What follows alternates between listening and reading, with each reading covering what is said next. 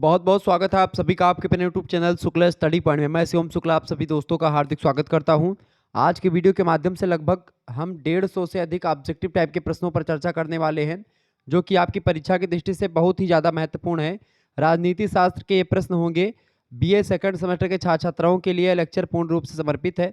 आपको बता दूं, अगर ये वीडियो आपने देख लिया और आपकी परीक्षा ऑब्जेक्टिव टाइप की होती है तो आपको और कुछ पढ़ने की जरूरत नहीं पड़ेगी। यहीं से आपके परीक्षा में प्रश्न आने वाले हैं। सिद्धार्थ यूनिवर्सिटी का पेपर आपका कल लगा हुआ है, उसके लिए बहुत ही महत्वपूर्ण लेक्चर है, तो आप इस वीडियो को अंत तक जरूर देख लीजिएगा, ठीक है।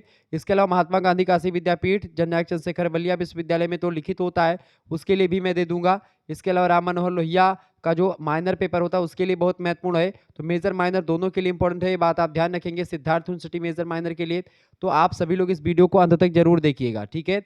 बीए सेकंड सेमेस्टर में आपको पॉलिटिकल थियरी एंड कॉन्सेप्ट के बारे में जानना होता है, ठीक है। तो इससे बनने वाले लगभग 150 से अधिक प्रश्नों को मैं देखूंगा। यहाँ पर टॉप 100 एमसीक्यूज मैंने लिखा हुआ है, इसलिए ताकि जो है, चूंकि पेपर में आप जो होते हैं 100 प्रश्न ही आते हैं, तो आइए हम जानने का प्रयास करते हैं कौन कौन से प्रश्न आपकी परीक्षा में बन सकते हैं।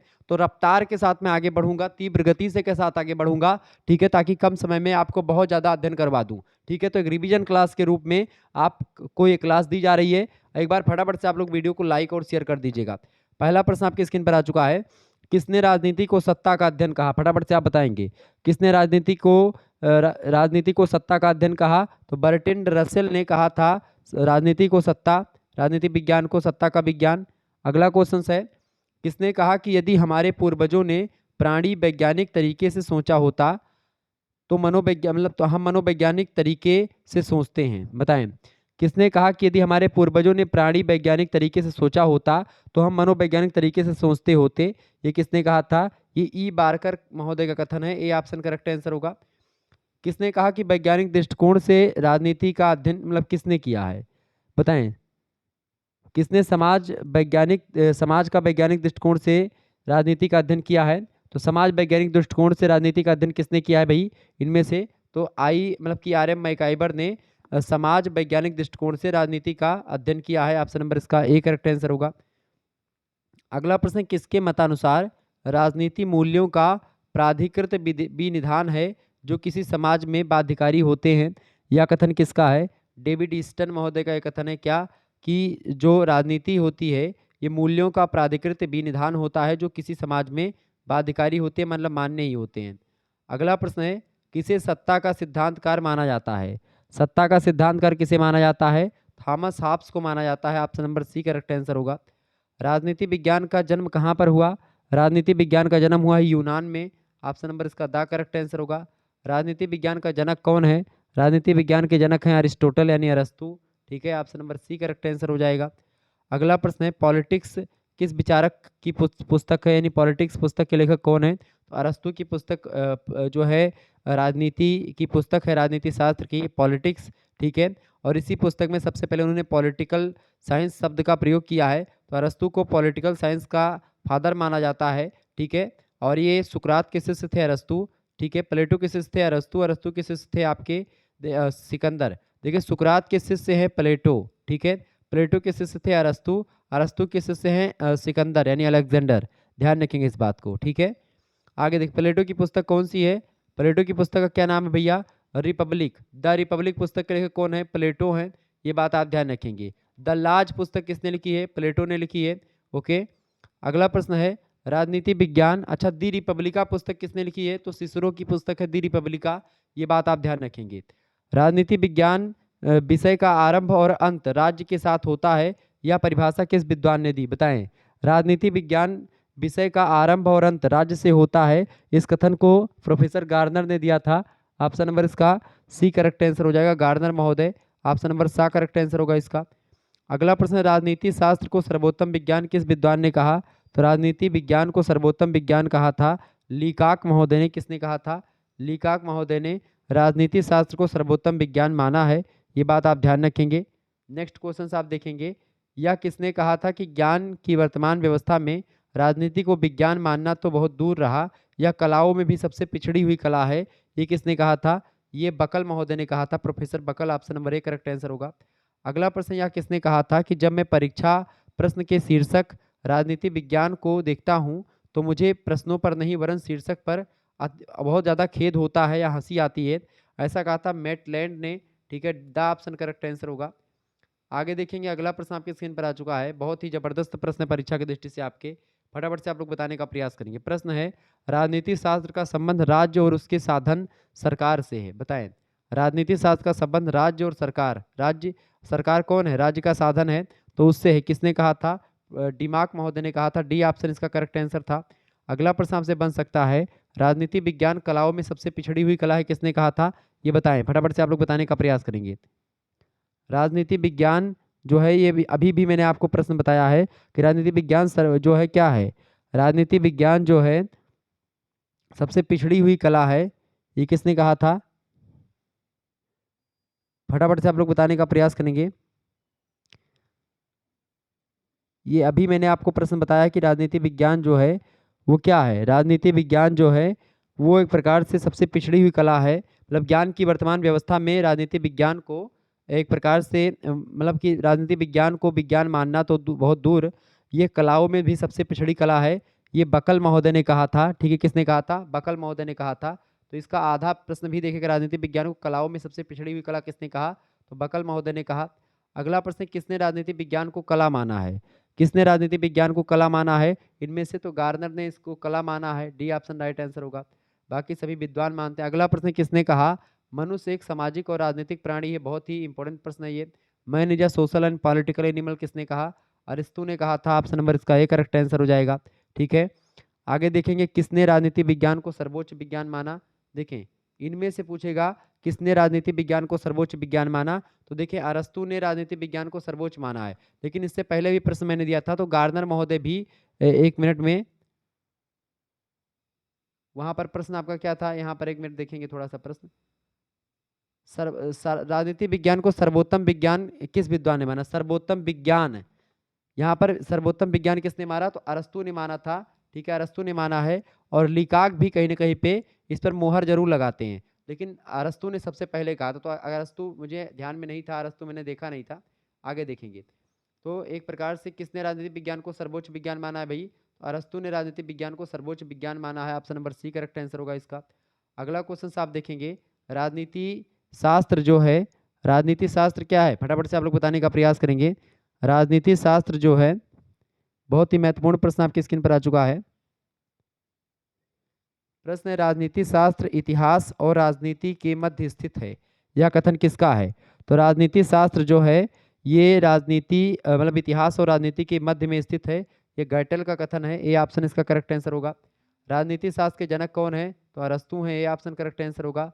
राजनीति विज्ञान का संबंध है, देखिए ये बहुत सारे प्रश्न आपके रिपीटेड भी होंगे, तो आप लोग जो है इसको समझने का प्रयास करेंगे।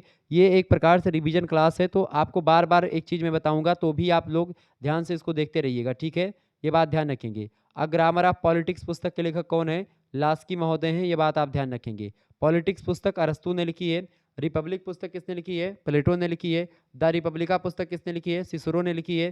ठीक है, द प्रिंस पुस्तक किसने लिखी है, मैकियावेली ने लिखी है। ठीक है, ये बात आप ध्यान रखेंगे। दो आपका पॉलिटिक्स शब्द बना है, ये आप किससे बना हुआ है, पॉलिटिक्स शब्द किससे बना हुआ है भाई, फटाफट से आप लोग बताने का प्रयास करेंगे। तो पॉलिटिक्स जो शब्द बना हुआ है ये किससे बना, पोलिस शब्द से बना हुआ है, ध्यान रखेंगे, पोलिस शब्द से बना हुआ है।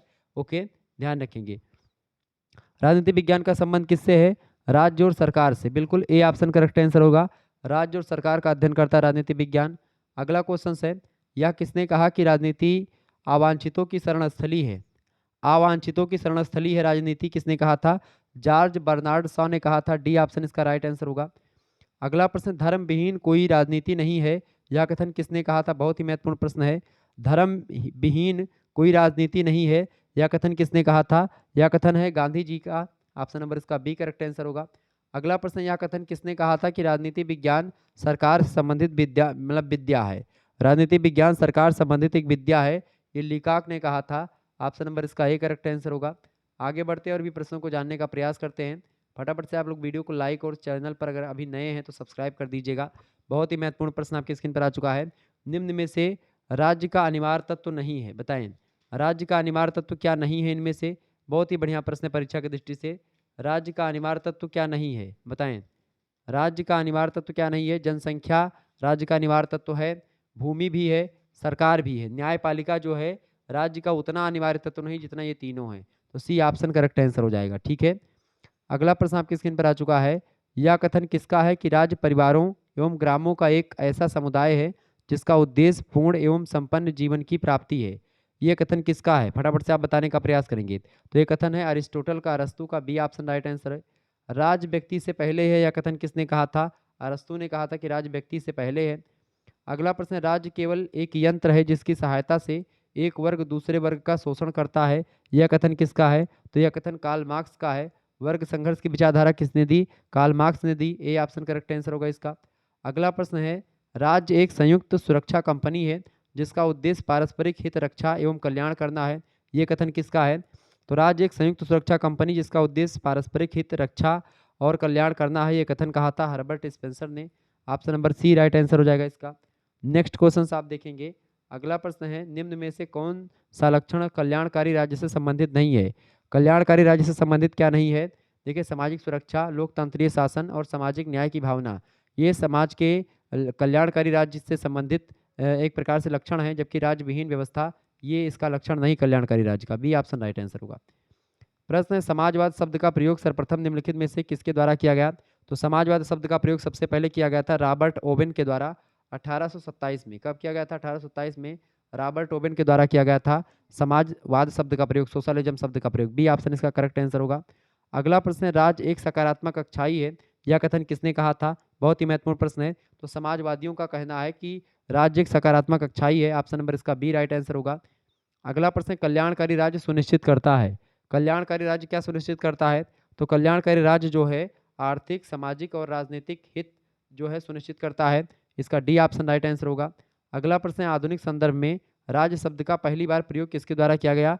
तो आधुनिक संदर्भ में अगर आपसे पूछेगा कि राज्य शब्द का पहली बार प्रयोग राज्य शब्द का किसने किया आधुनिक संदर्भ में, तो मैकियावेली ने किया था। ये बात आप ध्यान रखेंगे। Okay, clear. ये प्रश्न बहुत ही महत्वपूर्ण है। आगे देखिएगा, अगला प्रश्न आपकी स्क्रीन पर आ चुका है। बहुत ही जबरदस्त प्रश्न परीक्षा की दृष्टि से आपके बताने का प्रयास करेंगे। प्रश्न आपकी स्क्रीन पर आ चुका है। प्रश्न, शक्ति बंदूक की नली से निकलती है, यह कथन किसका है? शक्ति जो है बंदूक की नली से निकलती है, यह कथन किसका है? सभी लोग बताने का प्रयास करेंगे। करेक्ट आंसर क्या हो जाएगा? शक्ति बंदूक की नली से निकलती है, यह कथन किसका है? तो ये कथन कहा था माओ त्से तुंग ने। Option number C correct answer होगा। अगला प्रश्न, कानून स्वतंत्रता का मित्र है, किसने कहा? कानून स्वतंत्रता का मित्र है, किसने कहा था? तो जीन जैक्स रूसो ने कहा था। डी ऑप्शन इसका बिल्कुल राइट आंसर होगा। बहुत बढ़िया, आगे देखेंगे। प्रश्न है, निम्नलिखित में से कौन सा कानून का एक स्रोत नहीं है? कानून के स्रोत में आपका धर्म, समिति और कानूनी टीकाएं शामिल हैं, रीति रिवाज नहीं शामिल होता। तो ए ऑप्शन करेक्ट आंसर होगा इसका। अगला प्रश्न, पब्लिक ओपिनियन पुस्तक के लेखक का नाम बताइए, बताएं। पब्लिक ओपिनियन पुस्तक को किसने लिखा है? वाल्टर लिपमैन ने इस पुस्तक को लिखा है। ये सब प्रश्न आपकी परीक्षा के लिए बहुत ही ज़्यादा महत्वपूर्ण है, तो आप इन प्रश्नों को तैयार कर लीजिएगा। अगला प्रश्न है, बहुत स्पीड से आप लोग बढ़ रहे, रफ्तार की गति से, रफ्तार के साथ मैं आगे बढ़ रहा हूँ। फटाफट से वीडियो को लाइक और शेयर कर दीजिएगा, जितने भी लोग देख रहे हैं। चलें, बहुत बढ़िया। ये बताएं, कानून मतलब संप्रभुता राज्य की सर्वोपरि इच्छा होती, किसने कहा था? बिलोबी ने कहा था। ये बात भी ध्यान रखेंगे। चले, निम्नलिखित में से कौन सा दंड का सबसे पुराना सिद्धांत है? दंड का सबसे पुराना सिद्धांत इनमें से कौन सा है? दंड का सबसे पुराना सिद्धांत बिल्कुल प्रतिशोधात्मक सिद्धांत। ऑप्शन नंबर इसका ए करेक्ट आंसर होगा। बहुलवादी महत्व देते हैं किसको? बहुलवादी विचारक जो हैं वो समूह और संघ को महत्व देते हैं। सी ऑप्शन इसका राइट आंसर होगा। अ थियरी ऑफ जस्टिस पुस्तक के लेखक, अ थियरी ऑफ जस्टिस पुस्तक है जॉन रॉल्स की, बहुत ही विद्वान आदमी है। ए ऑप्शन राइट आंसर होगा। अगला प्रश्न, त्रिस्तरीय पंचायती राज व्यवस्था में होते हैं, त्रिस्तरीय पंचायती राज व्यवस्था में ग्राम पंचायत, पंचायत समिति और जिला परिषद होती है। ऑप्शन नंबर इसका बी करेक्ट आंसर। ग्राम पंचायत यानी ग्राम प्रधानी का चुनाव जो होता है। पंचायत समिति मतलब कि आपका जिला, मतलब कि जो जिला पंचायत मतलब उसका क्षेत्र पंचायत का चुनाव होता है। जिला परिषद में आपका जिला पंचायत का चुनाव होता है। ठीक है, ये बात ध्यान रखिए। जिला पंचायत के अध्यक्ष चुने जाते हैं। ठीक है, पंचायत समिति में जो है बीडीसी का चुनाव होता है, उसके बाद में क्षेत्र पंचायत यानी ब्लॉक प्रमुख चुने जाते हैं। ग्राम पंचायत में ग्राम पंचायत का यानी ग्राम प्रधान का डायरेक्ट चुनाव होता है। वैसे सदस्यों का भी चुनाव होता है इसमें। ठीक है, ध्यान रखेंगे। अगला प्रश्न, new aspects of political development पुस्तक बताएं किसने लिखी है? New aspects of political development पुस्तक के लेखक Lucian pi. Right answer A option हो जाएगा। बहुत महत्वपूर्ण प्रश्न है। अगला प्रश्न, निम्नलिखित में से कौन सी संप्रभुता की विशेषता नहीं है? बताएं, संप्रभुता की विशेषता क्या नहीं है? निरंकुशता संप्रभुता की विशेषता नहीं है। ए ऑप्शन राइट आंसर हो जाएगा। जबकि प्रत्यायोजन, अविभाज्यता और अस्थायित्व ये संप्रभुता की विशेषता है, सॉवरेनिटी की विशेषता है। अच्छे कानून के लक्षण हैं, अच्छे कानून के लक्षण है अस्थायित्व, जिसमें हो सर्वव्यापकता हो, सर्वोच्चता हो। डी ऑप्शन उपरोक्त तो सभी हो। अगला प्रश्न आपकी स्क्रीन पर आ चुका है, बहुत ही महत्वपूर्ण प्रश्न है। The process of government, the process of government पुस्तक के लेखक फटाफट से आप बताएंगे। डेविड ईस्टन, ग्राहम वालास, आर्थर बंडले बेंडले या इमर्सन, किसने लिखा है? फटाफट से आप लोग बताने का प्रयास करें। द प्रोसेस ऑफ गवर्नमेंट पुस्तक को किसने लिखा है? द प्रोसेस ऑफ गवर्नमेंट पुस्तक को लिखा है आर्थर बेंडले ने। ऑप्शन नंबर इसका सा करेक्ट आंसर होगा। अगला क्वेश्चन आप देखेंगे, ह्यूमन नेचर इन पॉलिटिक्स पुस्तक की रचना किसने की है? बहुत ही महत्वपूर्ण प्रश्न है। ह्यूमन नेचर इन पॉलिटिक्स पुस्तक किसने लिखी है? ग्राहम वालास ने। ए ऑप्शन करेक्ट आंसर होगा। अमेरिका का वह प्रसिद्ध विश्वविद्यालय जिसे व्यवहारवाद का केंद्र माना जाता है वो कौन सा है? वो विश्वविद्यालय है आपका शिकागो विश्वविद्यालय। ऑप्शन नंबर इसका बी राइट आंसर होगा। अगला प्रश्न है, व्यवहारवाद राजनीति शास्त्र का बौद्धिक चिंतन है, यह कथन किसका है? व्यवहारवाद राजनीति शास्त्र का बौद्धिक चिंतन है, यह कथन कहा था चार्ल्स ई मरियम ने। Option number A correct answer होगा। बहुत महत्वपूर्ण प्रश्न है। अगला प्रश्न, निम्नलिखित में से कौन आधुनिक राजनीतिक सिद्धांत का प्रमुख समर्थक है? बताएं, निम्नलिखित में से कौन आधुनिक राजनीति सिद्धांत का प्रमुख समर्थक है? तो चार्ल्स मरियम, डेविड ईस्टन और हैराल्ड लॉसबेल, ये सभी राजनीतिक सिद्धांत के समर्थक हैं, आधुनिक राजनीतिक सिद्धांत के। ठीक है, option number D right answer होगा। अगला प्रश्न, उत्तर व्यवहारवादी क्रांति का शंखनाद किया। उत्तर व्यवहारवादी क्रांति का शंखनाद किसने किया? डेविड ईस्टन ने किया। ए ऑप्शन राइट आंसर होगा। अगला प्रश्न, राजनीतिक उपागम में संप्रेषण सिद्धांत को विकसित किसने किया? तो इसको किया था कार्ल डसून ने। Option number A correct answer होगा।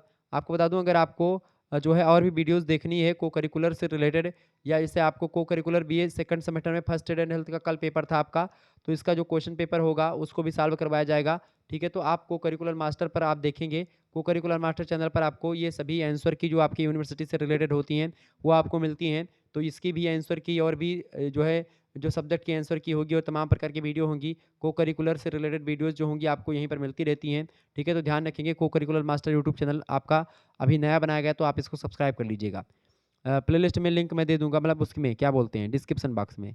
अगला प्रश्न है, हॉब्स के सामाजिक समझौते का सिद्धांत उनकी पुस्तक में समझाया गया, किस पुस्तक में? तो थॉमस हॉब्स की पुस्तक है लेवियाथन पुस्तक। लेवियाथन में सामाजिक समझौते के सिद्धांत के बारे में उन्होंने बताया। रिपब्लिक पुस्तक के लेखक कौन है? रिपब्लिक पुस्तक प्लेटो की है। द प्रिंस पुस्तक मैकियावेली की है। ठीक है, ये बात आप ध्यान रखेंगे। अगला प्रश्न है, राज्य का सबसे महत्वपूर्ण तत्व कौन सा है?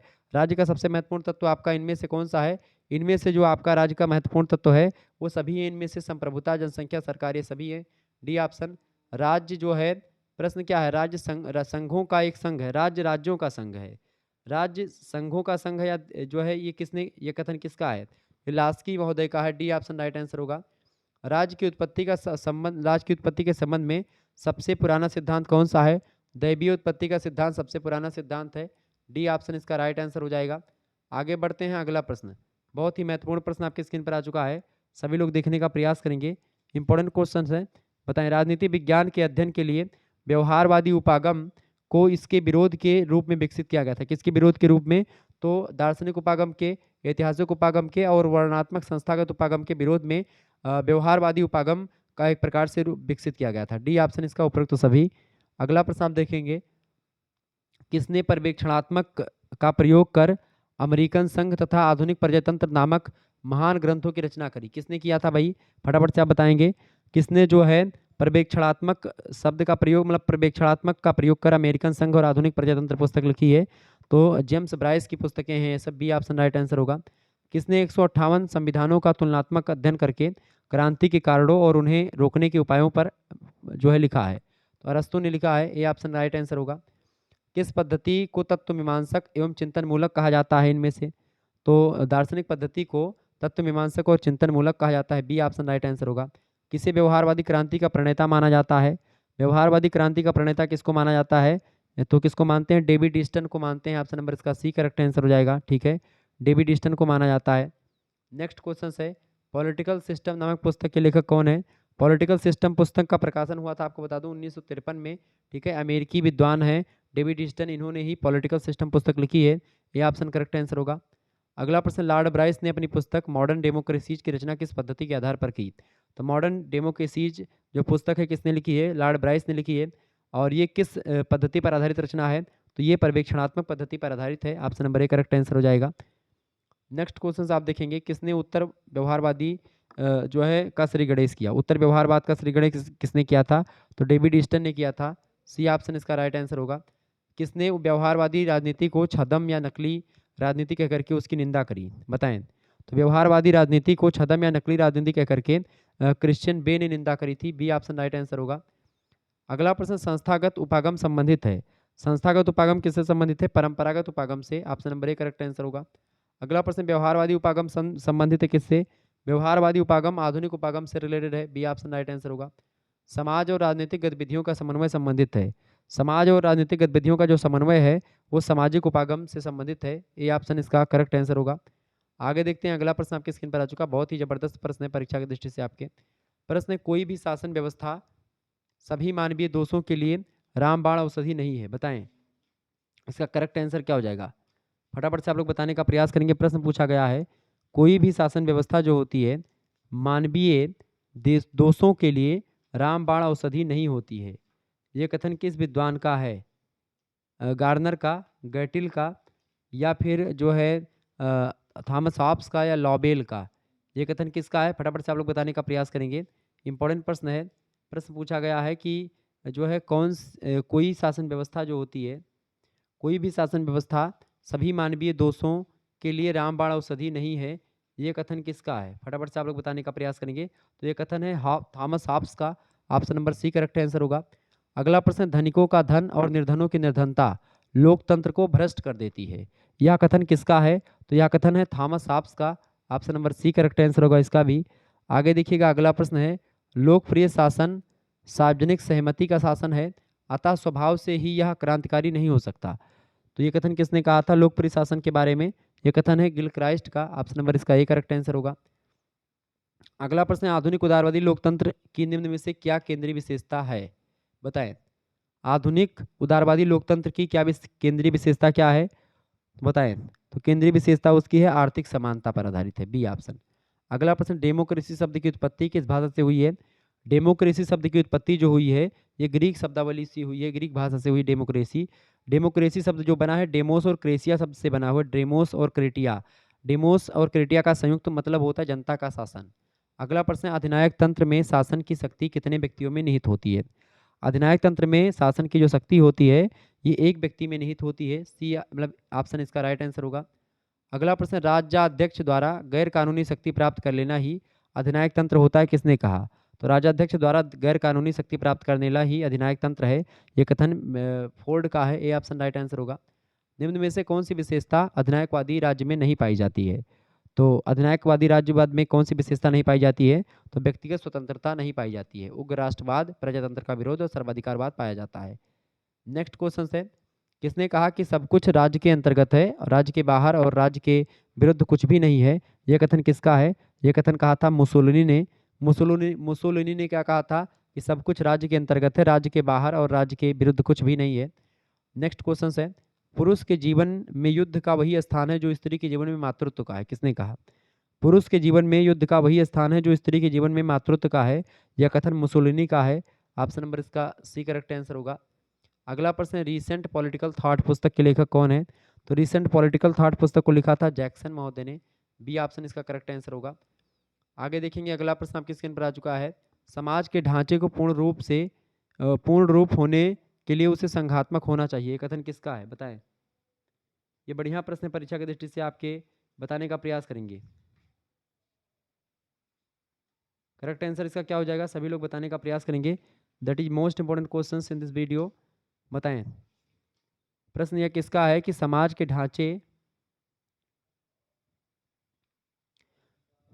ढांचे को पूर्ण होने के लिए उसे संघात्मक होना चाहिए। यह कथन किसका है? फटाफट से आप लोग बताने का प्रयास करेंगे। मोस्ट इंपॉर्टेंट क्वेश्चन है आपकी परीक्षा की दृष्टि से। बताएं तो समाज के ढांचे को पूर्ण होने के लिए उसे संघात्मक होना चाहिए। यह कथन प्रोफेसर लास्की का है। बी ऑप्शन राइट आंसर होगा। कानून सद्भावना पर आधारित होता है। यह कथन किससे संबंधित है? कानून सद्भावना पर आधारित होता है। यह कथन जो है किससे संबंधित है? कैब्र महोदय से रिलेटेड है। ऑप्शन नंबर इसका ए करेक्ट आंसर होगा। अगला प्रश्न है बहुलवाद का दूसरा नाम है। बहुलवाद का दूसरा नाम ही एकलवाद कहा जाता है। ठीक है, एकलवाद ऑप्शन नंबर इसका ए करेक्ट आंसर होगा।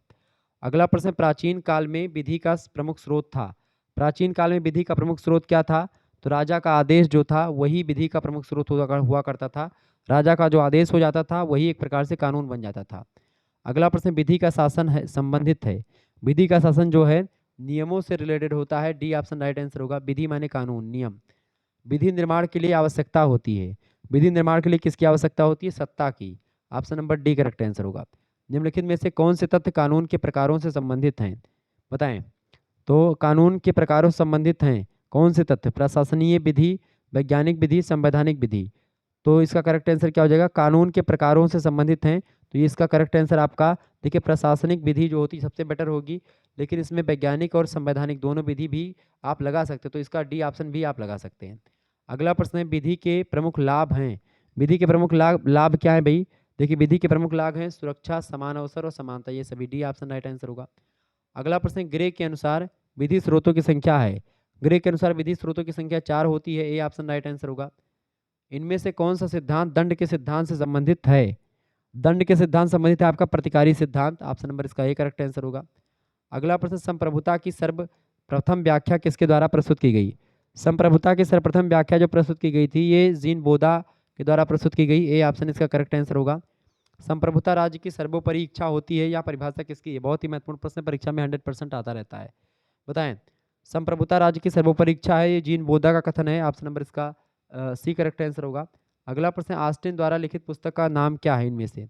तो ऑस्टिन द्वारा पुस्तक जो लिखी गई है, देखिए लेवियाथन पुस्तक तो जीन जैक्स रूसो की है। सोशल कॉन्ट्रैक्ट पुस्तक रूसो की है। लेवियाथन थॉमस हाब्स की पुस्तक है। ये हाब्स की पुस्तक है, ठीक है, लेवियाथन। ठीक है, सोशल कॉन्ट्रैक्ट पुस्तक तो आपकी किसकी है? तो ये जीन जैक्स रूसो की है सोशल कॉन्ट्रैक्ट पुस्तक, जहाँ तक मुझे पता है। ठीक है, इसके अलावा अगर बात की जाए और आगे लेवियाथन पुस्तक, बिल्कुल लेवियाथन किसकी है? थॉमस हाब्स की पुस्तक लेवियाथन है। रूसो की पुस्तक है सोशल कॉन्ट्रैक्ट। पॉलिटिक्स पुस्तक किसने लिखा है? प्लेटो ने लिखा है। जो पॉलिटिक्स पुस्तक किसने लिखा है? अरस्तु ने लिखा है। रिपब्लिक पुस्तक किसने लिखा है? प्लेटो ने लिखा है। रिपब्लिका पुस्तक किसने लिखा है? सिसरो ने लिखा है। ये ध्यान रखेंगे, इसमें आप भ्रमित हो जाते हैं। तो इसका करेक्ट आंसर क्या होगा आपका? बचा कौन सा? विधान शास्त्र पर व्याख्यान। डी ऑप्शन, यही ऑस्टिन ने लिखा है, जॉन ऑस्टिन। अगला प्रश्न आपकी स्क्रीन पर आ चुका है। राजनीति विज्ञान की अध्ययन पद्धतियों में आगमनात्मक पद्धति का संबंध किससे है? बताएं। बहुत ही बढ़िया प्रश्न आपकी स्क्रीन पर आ चुका है, सभी लोग बताने का प्रयास करेंगे। इंपॉर्टेंट प्रश्न आपके स्क्रीन पर आ चुका है। राजनीति विज्ञान के अध्ययन पद्धतियों में से जो आगमनात्मक पद्धति है इसका संबंध किससे है? तो आगमनात्मक पद्धति का संबंध किससे भाई? फटाफट से आप लोग बताने का प्रयास करें। जॉन राल्स, रूसो, या फिर बार्कर या मिल? तो जॉन राल्स का संबंध है। ये ऑप्शन राइट आंसर होगा। प्लेटो के अनुसार राज्य की जनसंख्या कितनी होनी चाहिए? प्लेटो के अनुसार राज्य की जनसंख्या 5040 होनी चाहिए। अगर आपसे पूछे कि अरस्तु के अनुसार कितनी होनी चाहिए, तो आप बताएंगे 10,000। अरस्तु ने राज्य की जनसंख्या, आदर्श राज्य की जनसंख्या 10,000 बताई है, और प्लेटो ने 5040 बताई है। अगला प्रश्न, राजनीति विज्ञान शब्द का सर्वप्रथम प्रयोग किसने किया? तो राजनीति विज्ञान शब्द का सर्वप्रथम प्रयोग किया था अरस्तु ने। Option number B correct answer होगा। राजनीति विज्ञान की परिभाषा राज्य के विज्ञान के रूप में की जा सकती है, यह कथन किसका है? तो यह कथन कहा था गेटेल महोदय ने। ये ऑप्शन इसका राइट आंसर होगा। बहुत ही महत्वपूर्ण प्रश्न है। अगला क्वेश्चन आप देखेंगे, किस विचारक ने कहा है कि इतिहास राजनीति की जड़ है और राजनीति इतिहास का फल है? ये बहुत ही महत्वपूर्ण प्रश्न है, 2022 में पूछा गया है। इतिहास राजनीति की जड़ है और राजनीति इतिहास का फल है, किसने कहा था? तो ये सीले ने कहा था। ऑप्शन नंबर इसका ए करेक्ट आंसर होगा। पॉलिटिक्स किस यूनानी शब्द से बना हुआ है? पॉलिटिक्स जो है ये आपका पॉलिस से बना हुआ है। किससे बना हुआ है? पॉलिस शब्द से बना हुआ है पॉलिटिक्स। अगला प्रश्न है, पॉलिटिकल पावर नामक पुस्तक किसने लिखी है? पॉलिटिकल पावर पुस्तक 1934 में प्रकाशित हुई है। इसको लिखा है चार्ल्स ई मेरियम ने। Option number D correct answer हो जाएगा। शिकागो विश्वविद्यालय की प्रोफेसर हैं, अमेरिकी प्रोफेसर हैं चार्ल्स ई मेरियम। अगला प्रश्न आप देखेंगे, the political of developing areas पुस्तक के लेखक हैं। The political of developing areas पुस्तक को लिखा है आमंड और कोलमैन ने। ऑप्शन नंबर इसका ए करेक्ट आंसर होगा। बहुत ही बढ़िया प्रश्न है। आगे देखेंगे, वैज्ञानिक समाजवाद के जनक कौन है? हमेशा प्रश्न आता है। वैज्ञानिक समाजवाद के जनक कौन है? कार्ल मार्क्स हैं। ऑप्शन नंबर इसका ए करेक्ट आंसर होगा। राजनीति विज्ञान राज्य का विज्ञान है, यह कथन किसका है? बहुत ही महत्वपूर्ण प्रश्न, यह भी हमेशा आता है। तो प्रोफेसर जेम्स का कथन है ये। राजनीति विज्ञान राज्य का विज्ञान है, जेम्स ने कहा था। अगला प्रश्न, इनमें से कौन राजनीति विज्ञान की वैज्ञानिकता के विरुद्ध हैं? तो देखिए ब्राइस, सुम्पीटर और सीले ये वैज्ञानिकता के पक्ष में है। मिटलैंड जो है वैज्ञानिकता के विरुद्ध में है। राजनीति विज्ञान को एक कला मानते हैं मिटलैंड। अगला प्रश्न, यह किसने कहा कि कानून जो है ये सार्वभौम सत्ता का आदेश है? बताएं, किसने कहा था? फटाफट से आप लोग बताने का प्रयास करेंगे। इंपॉर्टेंट प्रश्न है, कानून से रिलेटेड प्रश्न आपसे आपकी परीक्षा में पूछा गया। ये बताएं कि किसने कहा था क्या कि कानून जो है सार्वभौम का सत्ता, मतलब सार्वभौम सत्ता का आदेश होता है कानून। बताएं, कानून सार्वभौम सत्ता का आदेश है, ये कथन किसका है? फटाफट से आप लोग बताने का प्रयास करेंगे। बताइए, मिल ने कहा था, जेएस मिल, या फिर ह्यूम ने, या ऑस्टिन ने कहा था, या फिर एक प्रकार से लॉक ने कहा था। तो कानून सार्वभौम सत्ता का आदेश है, 2022 में भी प्रश्न पूछा गया था। ये ऑस्टिन का कथन है, ए ऑप्शन इसका, सी ऑप्शन करेक्ट आंसर होगा। रूसो अधिवक्ता था किसका? रूसो जो था लोकप्रिय संप्रभुता का अधिवक्ता था। ऑप्शन नंबर इसका ए करेक्ट आंसर होगा। अगला प्रश्न, संप्रभुता शब्द लैटिन भाषा के किस शब्द से निकला हुआ है? संप्रभुता शब्द लैटिन भाषा के सुप्रेनस शब्द से बना हुआ है। सुप्रेनस का मतलब होता है सर्वोच्च सत्ता, ठीक है, उसी को संप्रभुता बोलते हैं। 2022-23 में प्रश्न पूछा गया। लॉ ऑफ मोनार्की पुस्तक के लेखक, बहुत ही महत्वपूर्ण पुस्तक है, हमेशा प्रश्न आता है। तो इसको लिखा था, लॉ ऑफ मोनार्की पुस्तक के लेखक हैं स्टुअर्ट राजा जेम्स प्रथम, ठीक है, ध्यान रखेंगे इसको। Option number A correct answer होगा। अगला प्रश्न, ऑस्टिन ने किस सिद्धांत का प्रतिपादन किया? ऑस्टिन ने जो है विधिक संप्रभुता के सिद्धांत का प्रतिपादन किया था। कानूनी संप्रभुता की बात ऑस्टिन करते हैं। अगला प्रश्न, लेवियाथन पुस्तक के लेखक कौन है? लेवियाथन पुस्तक के लेखक है Thomas Hobbs. Option number A correct answer होगा। अगला प्रश्न, टू ट्रिटाइज ऑन गवर्नमेंट पुस्तक के लेखक कौन है? टू ट्रिटाइज ऑन गवर्नमेंट पुस्तक लिखा है जॉन लॉक ने। Option number D correct answer होगा। अगला प्रश्न, लेक्चर्स ऑन जूरिस्प्रूडेंस पुस्तक के लेखक कौन है? बहुत ही महत्वपूर्ण पुस्तक है। लेक्चर्स ऑन जूरिस्प्रूडेंस पुस्तक लिखा है जॉन ऑस्टिन ने। ऑप्शन नंबर इसका ए करेक्ट आंसर हो जाएगा, संत ऑगस्टाइन, मतलब ऑस्टिन। अगला प्रश्न है, मनुष्य स्वतंत्र पैदा होता है परंतु वह सर्वत्र जंजीरों में जकड़ा हुआ है, यह कथन किसका? हमेशा प्रश्न आने वाला है ये। तो बताएं, मनुष्य स्वतंत्र पैदा होता है परंतु वह सर्वत्र जंजीरों में जकड़ा हुआ है, यह कहा था जीन जैक्स रूसो ने। Option number C correct answer होगा। अगला प्रश्न, निम्नलिखित में से कौन सा बहुलवादी चिंतक है? इनमें से बहुलवादी चिंतक इनमें से कौन सा है? लिंडसे जो है बहुलवादी चिंतक है, बी ऑप्शन राइट आंसर होगा। अगला प्रश्न, आदर्श बर्बर शब्द का प्रयोग सर्वप्रथम किसने किया? आदर्श बर्बर शब्द का प्रयोग सबसे पहले जीन जैक्स रूसो ने किया था। सी ऑप्शन इसका करेक्ट आंसर होगा, हमेशा प्रश्न आता है। यह किसका विचार है कि तलवार के बिना समझौता शब्द मात्र है? ये थॉमस हॉब्स ने कहा था कि तलवार के बिना समझौता शब्द मात्र है। आगे देखेंगे, अगला प्रश्न आपकी स्क्रीन पर आ चुका है, ये बढ़िया प्रश्न है। एक बार वीडियो को लाइक और शेयर कर दीजिएगा, सभी दोस्तों से वीडियो को लाइक और शेयर भी करवाते रहिएगा। अच्छा बताएं, पब्लिक ओपिनियन पुस्तक के लेखक कौन है? वाल्टर लिपमैन है, मैंने आपको बता भी दिया है, ठीक है। लोकप्रिय संप्रभुता शब्द किसने दिया है? रूसो ने दिया है। व्यवहारवाद की जनक डेविड ईस्टन है। ये सब प्रश्न मैंने आपको बताया, ठीक है, क्लियर। आगे बढ़ते हैं, अगला प्रश्न आपकी स्क्रीन पर आ चुका है। प्रश्न आपकी स्क्रीन पर आ चुका है, राज्य की उत्पत्ति जीवन के लिए हुई है और सद्जीवन के लिए इसका अस्तित्व बना हुआ है, किसने कहा था? तो राज्य की उत्पत्ति जीवन के लिए हुई है और सद्जीवन के लिए इसका अस्तित्व बना हुआ है, यह कथन अरिस्टोटल का है। Option number A correct answer होगा। नगर राज्य शब्द सामान्यता संबंधित है किससे? नगर राज्य जो शब्द है ये प्राचीन यूनान से संबंधित है, बी ऑप्शन राइट आंसर होगा। प्रश्न 2022 में पूछा गया था। अगला प्रश्न है, political who gets but when and how, ये इस पुस्तक को किसने लिखा है? 1936 में इस पुस्तक का प्रकाशन हुआ है। ये पुस्तक लॉस बेल ने लिखी है। कौन सी? Politics who gets but when and how. अगला प्रश्न, निम्नलिखित में से कौन सा राज्य का आवश्यक अंग नहीं है? इनमें से देखिए, जनसंख्या राज्य का आवश्यक अंग है, संप्रभुता भी है और भूक्षेत्र भी है, भूभाग भी है। धर्म नहीं है, तो बी ऑप्शन इसका करेक्ट आंसर होगा। अगला प्रश्न, किसने माना कि राज्य की उत्पत्ति और विकास में आर्थिक गतिविधियों का महत्वपूर्ण योगदान होता है? तो ये हॉब्स भी मानते हैं, प्लेटो भी मानते हैं और लॉक भी मानते हैं। डी ऑप्शन उपरोक्त सभी मानते हैं। अगला प्रश्न, राज्य का आधार शक्ति नहीं वरन इच्छा है, यह कथन किसका है? तो राज्य का आधार शक्ति नहीं वरन इच्छा है, यह कथन जो है टी.एच. ग्रीन का है, थॉमस हिल ग्रीन ने कहा था।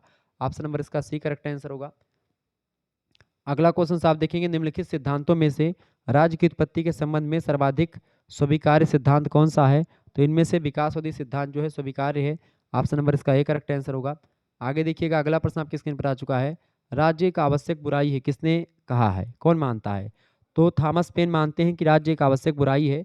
व्यक्तिवादी हैं जो है पेन, तो इसीलिए व्यक्तिवाद ऑप्शन नंबर इसका बी लग जाएगा। अगला प्रश्न, राजनीतिक चेतना राज्य की उत्पत्ति के सिद्धांत का एक कारक है। राजनीतिक चेतना राज्य की उत्पत्ति के सिद्धांत का एक कारक है विकासवादी सिद्धांत में। ऑप्शन नंबर इसका डी करेक्ट आंसर हो जाएगा। आगे देखेंगे, अर्थशास्त्र किसकी रचना है? अर्थशास्त्र कौटिल्य की रचना है, ए ऑप्शन राइट आंसर होगा। तो ऐसे ही प्रश्न आपकी परीक्षा में आते रहते हैं, ध्यान रखेंगे, बहुत ही महत्वपूर्ण प्रश्न है ये सब, परीक्षा की दृष्टि से आपके ये सब प्रश्न आपकी परीक्षा में आएंगे, ये बात आप ध्यान रखेंगे। अगला क्वेश्चन आपकी स्क्रीन पर आ चुका है, फटाफट। अच्छा, कानून संप्रभु की आज्ञा है, किसने कहा था? ऑस्टिन ने कहा था। विधि का शासन किस राज्य में पाया जाता है? इंग्लैंड में विधि का शासन पाया जाता है, ये बात भी आप ध्यान रखेंगे। ये सब परीक्षा में आपसे पूछे जाने वाले प्रश्न हैं। अगला प्रश्न आपकी स्क्रीन पर आ चुका है, राज्य को शोषण का यंत्र यानी कि इंस्ट्रूमेंट ऑफ एक्सप्लेनेशन किसने कहा? राज्य को शोषण का अंग किसने कहा? फटाफट से आप लोग बताने का प्रयास करेंगे। राज्य को शोषण का यंत्र किसने माना है? तो कार्ल मार्क्स ने माना है। ए ऑप्शन करेक्ट आंसर होगा। राज्य की संपत्ति सहित परिवारों का एक संघ है, किसने कहा? राज्य संपत्ति सहित परिवारों का एक संघ है, ये जीन बोधा ने कहा था। बी ऑप्शन राइट आंसर होगा। किस तत्व को राज्य का प्राण कहा जाता है? संप्रभुता को राज्य का प्राण कहा जाता है, ठीक है, ए ऑप्शन करेक्ट आंसर होगा। राज्य को एक नैतिक संस्था कौन मानते हैं? राज्य को एक नैतिक संस्था जो है आदर्शवादी विद्वान मानते हैं, आदर्शवादी विचारक मानते हैं। अगला प्रश्न, राजा लोग पृथ्वी पर ईश्वर की जीवित प्रतिमाएं हैं, ये कौन मानता है? तो राजा लोग जो है पृथ्वी पर ईश्वर की प्रतिमाएं हैं, ये जेम्स प्रथम मानता है। और जेम्स प्रथम जॉन स्टुअर्ट राजा जेम्स प्रथम है ये। लॉ ऑफ मोनार्की पुस्तक इनकी है, उसी पुस्तक में ये बताते हैं। अगला प्रश्न, राज्य एक ईश्वरीय संस्था है, या कथन किसका है? राज्य एक ईश्वरीय संस्था है ऐसा मानते हैं दैवीय उत्पत्ति के सिद्धांत कारक। दैवीय उत्पत्ति का जो सिद्धांत है राज्य की उत्पत्ति का, वो लोग सभी लोग मानते हैं, ठीक है, ये बात आप ध्यान रखेंगे। अगला प्रश्न आपकी स्क्रीन पर आ चुका है।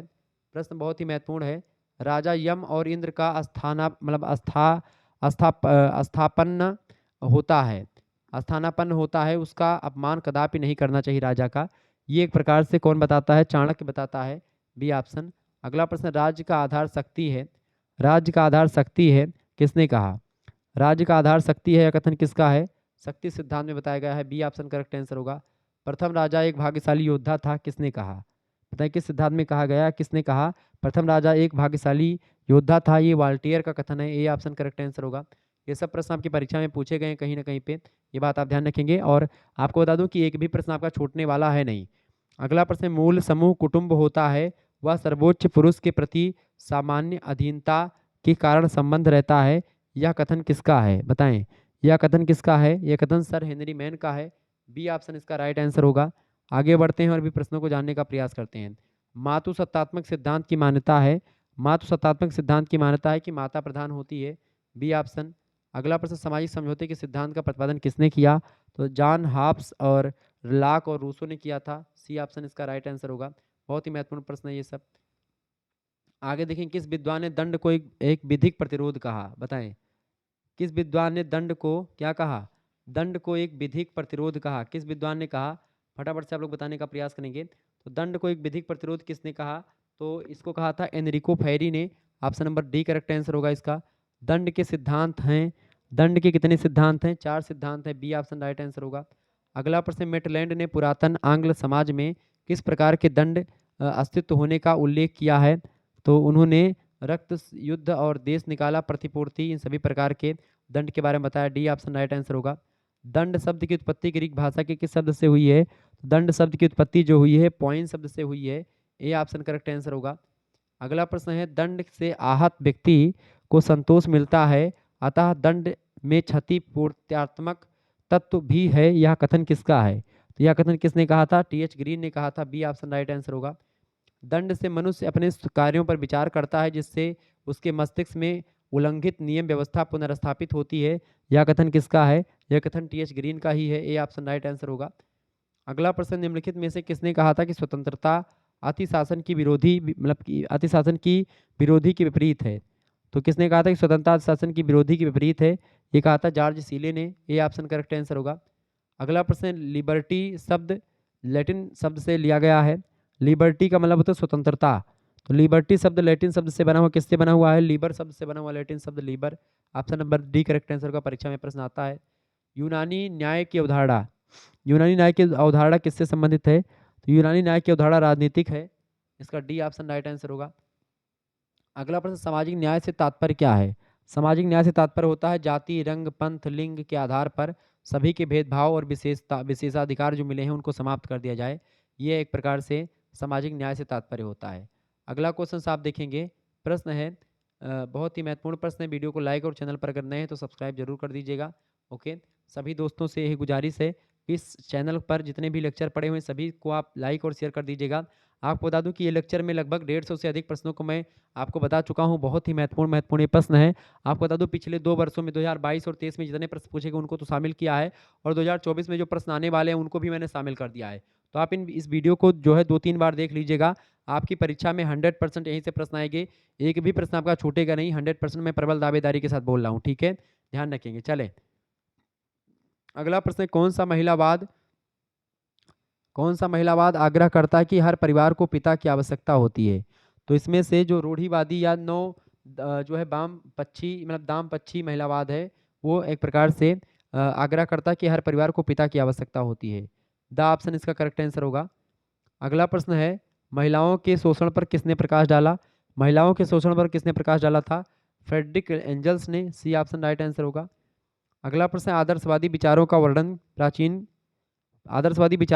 प्राचीन काल में किया था, किसने किया था? अरस्तु ने भी किया था और प्लेटो ने भी किया था। सी ऑप्शन इसका होगा, आ और बा दोनों ने।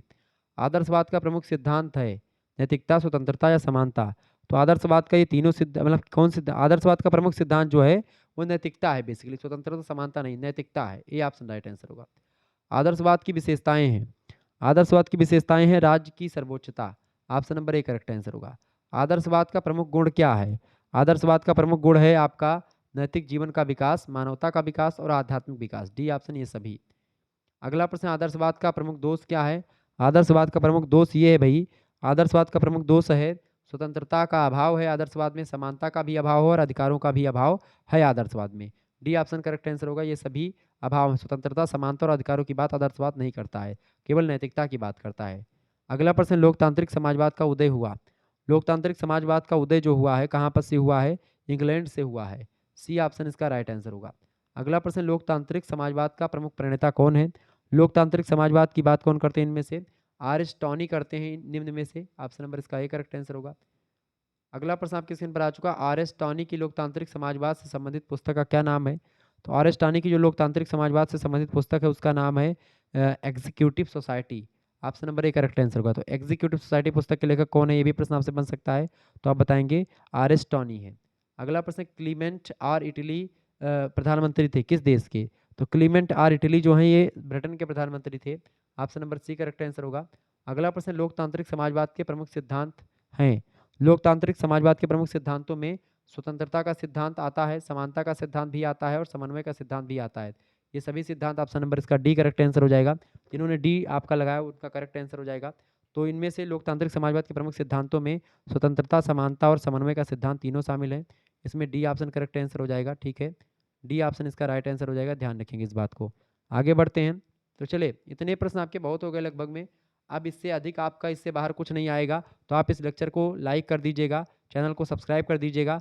और एक बात और जो है आप जो है को करिकुलर मास्टर यूट्यूब चैनल को सब्सक्राइब कर लीजिएगा, क्योंकि आने वाले समय में थर्ड सेमेस्टर में, फोर्थ सेमेस्टर में, हर एक सेमेस्टर में आपकी तैयारी विधिवत तरीके से आपकी को करिकुलर मास्टर पर को करिकुलर यानी कि अनिवार्य प्रश्न पत्र को लेकर के होगी, फर्स्ट एड एंड हेल्थ।